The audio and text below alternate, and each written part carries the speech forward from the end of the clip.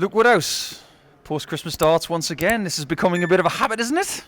Hopefully it's a habit I can keep up. I'm over the moon to get through. I'll be honest, I was expecting Max to maybe push me a little bit more than he did. I think he come out a little bit slow, but I think on the other side of that, I think I come out fairly quick. I come out the blocks good. So, look, any player you spoke to in the previous, I'm sure they've gone, get back after Christmas, you're really in the tournament then. First set you averaged 107. Mm-hmm. Second set you didn't allow Max a dart at a double.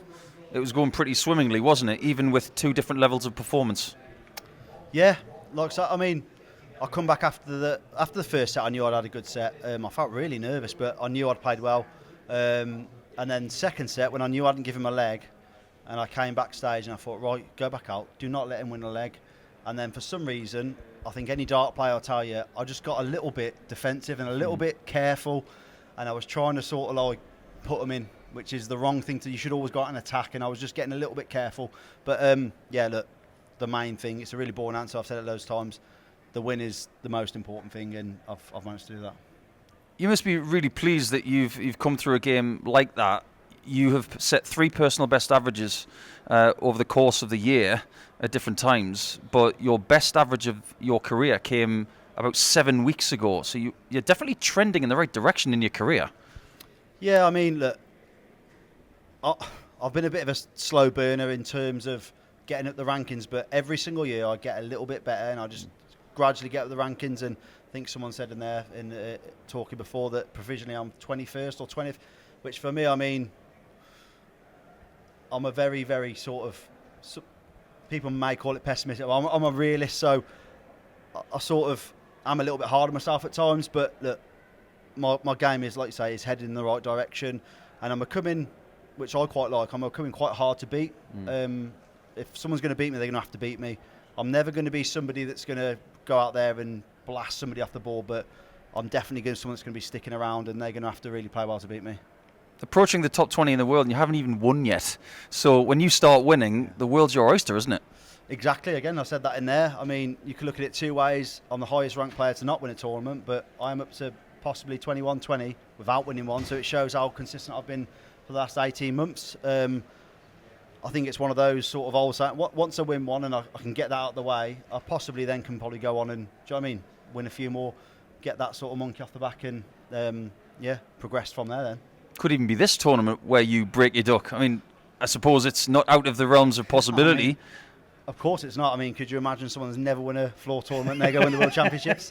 That'd be crazy. But yeah, I mean, look, the beauty of this tournament, I'm a big fan of set play. Yeah. I think it's a massive leveller. I think it's something you can have a complete set off and then come back, recompose yourself, and then really go at them. So yeah, who knows? Look, I'm not going to say I'm going to go and win it, but I feel good enough that I can have a really deep run.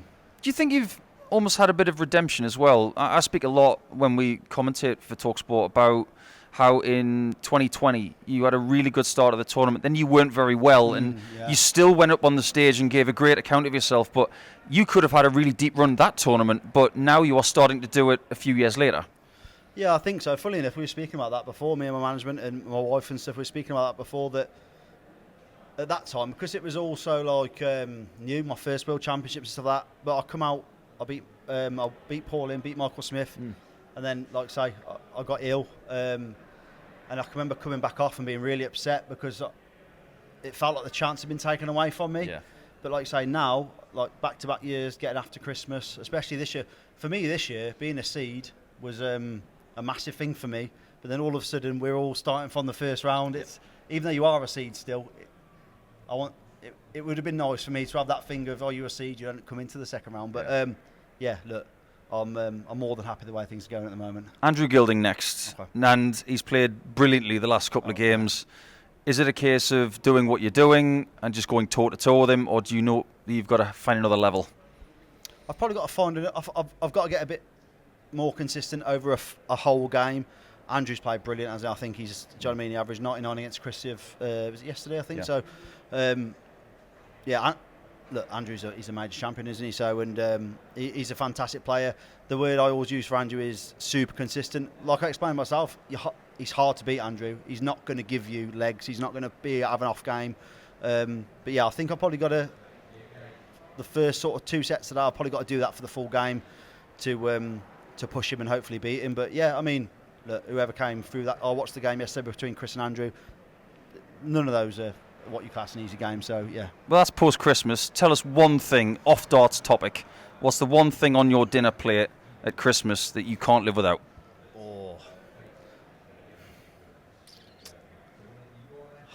You didn't expect that question, no, did you? I did not expect that question.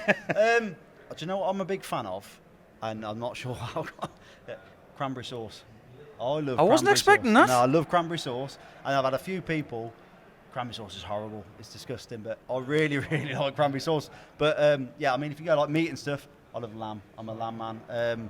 Not a big turkey fan, but yeah, cranberry sauce probably. All right, well, we've had barbecue sauce with Ted Lasso in the crowd this tournament. You like the cranberry sauce. Have a great Christmas, Luke. All the best. Paul. Thank you very much. Cheers.